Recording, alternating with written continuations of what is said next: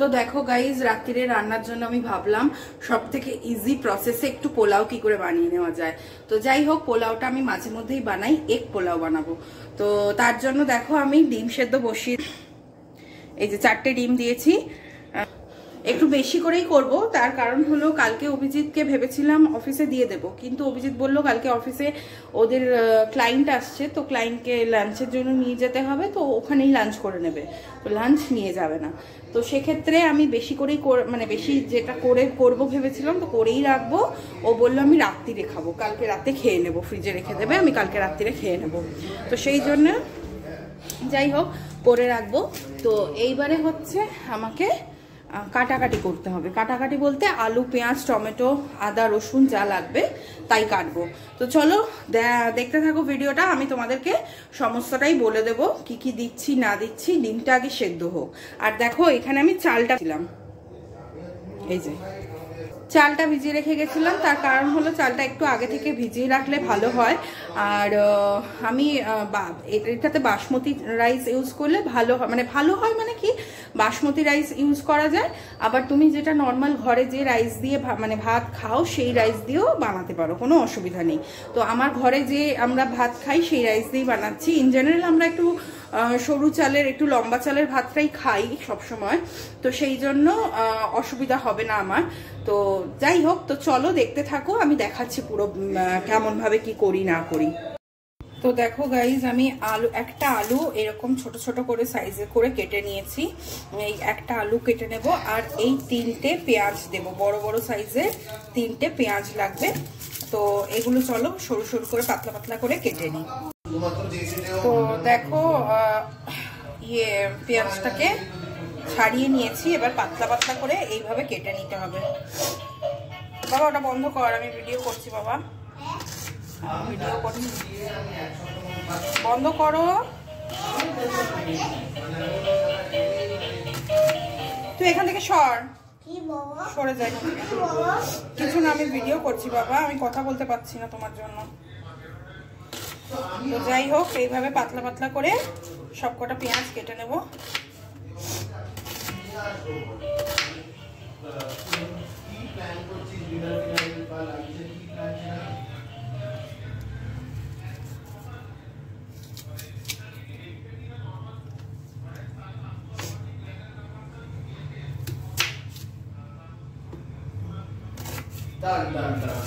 হ্যাঁ আমি ফোন করব।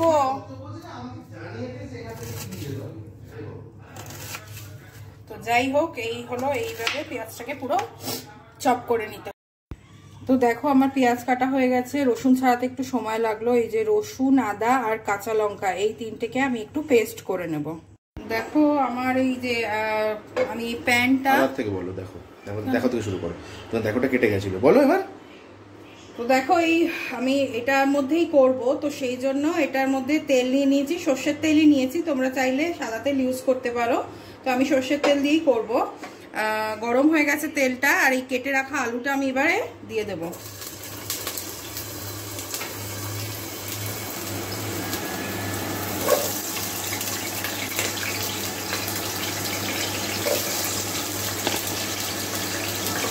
আমি একটা আলু ইউজ করেছি, তোমরা চাইলে 2টো আলু ইউজ করতে পারো, কেন চালটা যেহেতু বেশি, তো তোমরা চাইলে 2টো আলু ইউজ করতে পারো।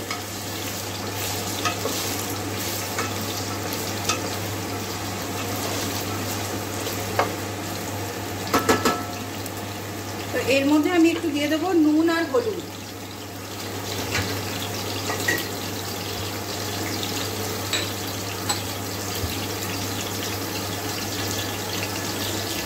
দেখো এতটা পরিমাণ মতো নুন দেবো আমি।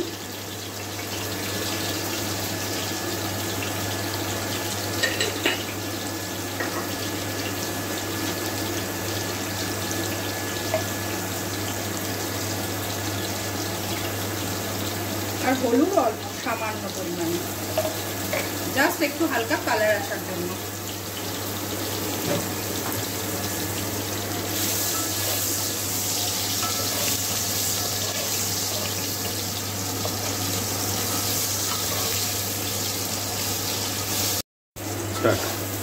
দেখো আমার আলুটা এরকম ভাবে ভাজবো, বেশি লাল লাল করে ভাজবো না, মোটামুটি হালকা একটু ভাজা হলেই এটাকে আমি তুলে নেব।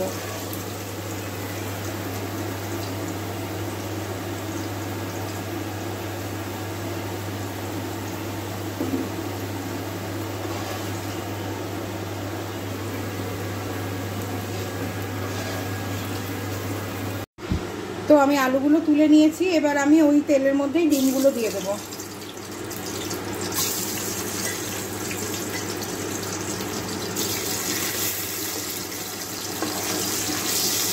ডিমগুলো আমি বেশি একটা ভাজবো না, আমি অল্প করেই ভাজবো, জাস্ট একটু লাল হলেই তুলে নেব।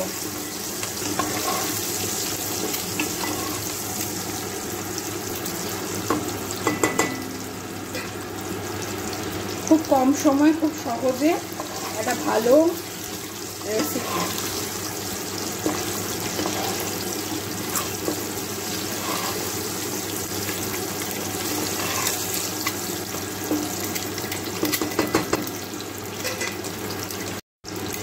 তো দেখো আমার ডিমটা ভাজা হয়ে গেছে, এবার আমি এটাকেও তুলে নেব।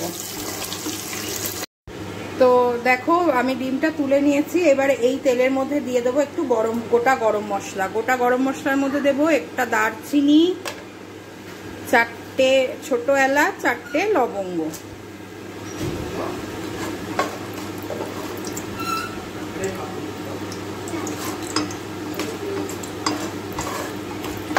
দিয়ে এবার আমি পেঁয়াজগুলো দিয়ে দেবো এর মধ্যে। তো দেখো পেঁয়াজটা আমি দিয়ে দিয়েছি এর মধ্যে। পেঁয়াজটা একটু ফ্লেমটা একটু হাই করে নেবো, মানে একটু মিডিয়াম করে নেবো, হাই নয় মিডিয়াম করে নেবো।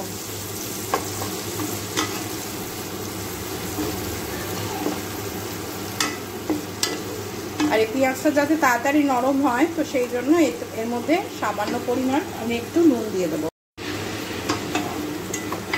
তো নুন দিয়ে দিয়েছি আমি।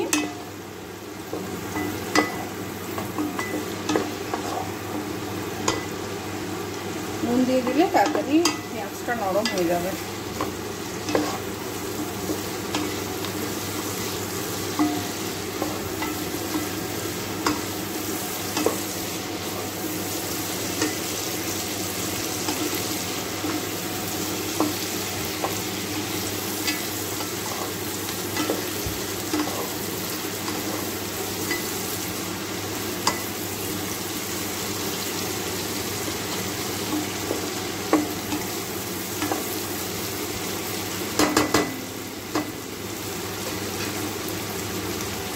তো এবার আমি দিয়ে দেবো আদা রসুন বাটাটা, মোটামুটি একটু নেড়ে ছেড়ে আদা রসুন বাটাটা দিয়ে দেবো। তো দেখো আদা রসুনের পেস্টটা দিয়ে দিয়েছি, এবারে তাড়াতাড়ি পেঁয়াজটা আরো নরম হয়ে যাবে।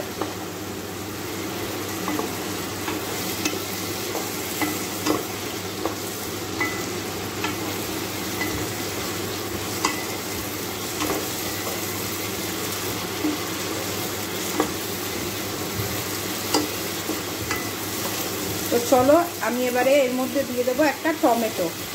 টমেটো একটু কেটে দিয়ে দেবো। চলো টমেটোটা কেটে নিই। এটা তো দেখো আমি এবার টমেটোটা দিয়ে দেবো।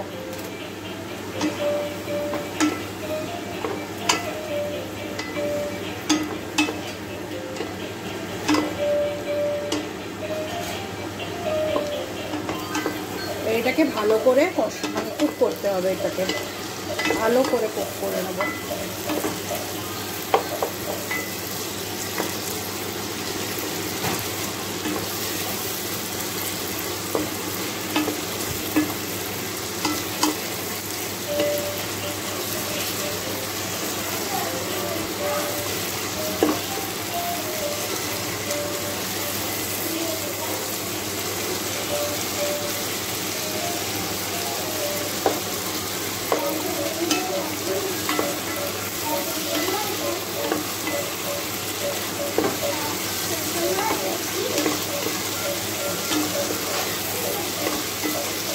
এবার আমি এর মধ্যে কিছু মশলা দিয়ে দেব। তো দেখো আমি মশলা দিয়ে দিয়েছি, নুন, হলুদ, জিরের গুঁড়ো, ধনের গুঁড়ো আর একটু Kashmiri powder, Kashmiri red chilli powder দিয়ে এটাকে ভালো করে এবার কষিয়ে নেব।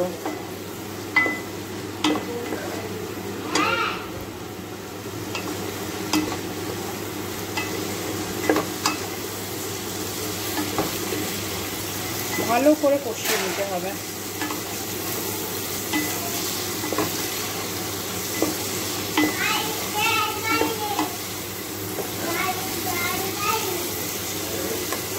চলো কষিয়ে নিয়ে যা। তো গাইস দেখো আমার মশলাটা মোটামুটি কষেই গেছে। তো এই রকম অবস্থাতে আমি এখন একটু দিয়ে দেব হচ্ছে টক দই।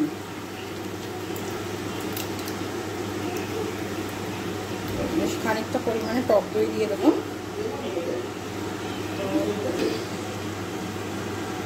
টক দইটা দিয়ে আঁচটা একটু কমিয়ে রাখবে, কেন কি তাহলে ফেটে যাবে চান্স থাকে, মানে বাড়ালে ফেটে যাওয়ার চান্সটা থাকে। কমিয়ে রাখলে সেটা সমস্যা হবে না।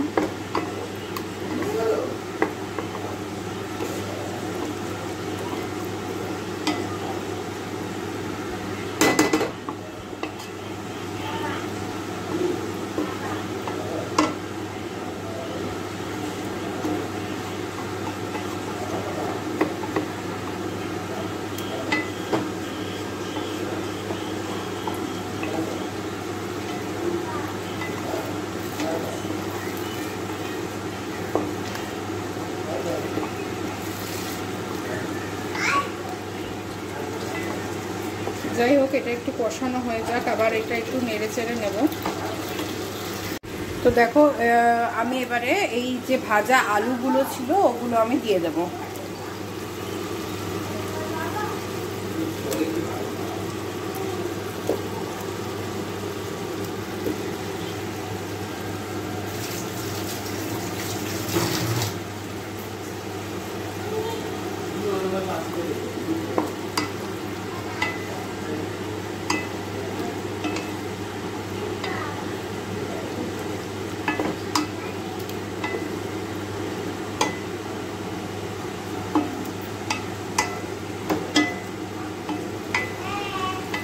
তো এবার হয়ে গেছে। এবার আমি যেটা ভিজিয়ে রেখেছিলাম চালটা, ওই চালটাও এর মধ্যে অ্যাড করে দেবো। তো দেখো চালটা দিয়ে দিয়েছি, এবার এটা ভালো করে এটার সাথে মিক্স করে নেব। চলো মিক্স করে নিই। তো গাইস দেখো এটা হয়ে গেছে। আর এই যে এই গ্লাসটা দেখছো, এই গ্লাসের আমি 1.5 গ্লাস চাল নিয়েছিলাম। তো এই গ্লাসে 3 গ্লাস জল আমি এবার এতে দিয়ে দেব। তো চলো জলটা দিয়ে দিই। তো দেখো আমি জলটা দিয়ে দিয়েছি। আর তোমাদের যদি বাসমতি রাইস না হয় তো তাহলে জলটা একটু পরিমাণে বেশি দেবে, 1/2 গ্লাস আরো বেশি দিয়ে দেবে, কি 1 গ্লাস আরো বেশি দিয়ে দেবে। তো যাই হোক এটা হতে থাক, আমি এটাকে ঢেকে দেব। এটা হতে থাক, তারপর পরে একটু ফুটে গেলে তখন আমি ডিমগুলো দিয়ে দেবো। আমি একটু গ্যাসটা মিডিয়ামে করে দেবো। তো চলো এটা হতে থাক। তো গাইস দেখো আমার এটা কিন্তু মোটামুটি ফুটে গেছে। আর এবার এই পজিশনে আমি ডিমগুলো দিয়ে দেবো এর মধ্যে। একটা আলু থেকে গেছিল। তো যাই হোক এবার দিয়ে এটা একটুখানি নেড়ে দেব।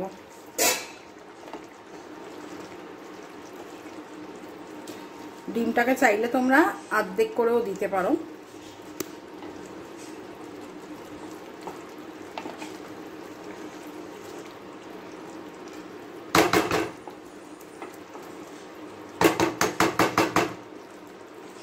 তো চলো এটা হতে থাক, আমি এটাকে আবার চাপা দিয়ে দেবো। তো চলো দেখতে থাকো। তো দেখো আমার কিন্তু পোলাওটা পুরোপুরিভাবে রেডি। আর আমি গ্যাস বন্ধ করে দিয়েছি। আর এই যে পুরোপুরিভাবে একদম রেডি ঝরঝরে পোলাও, ঝরঝরে পোলাও। দাঁড়াও তোমাদেরকে একটুখানি এটা নাড়িয়ে দেখে দিই।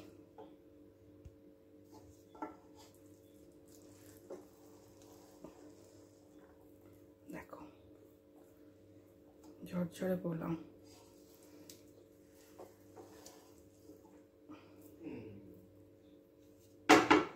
তো পুরোপুরি রেডি আমার পোলাওটা।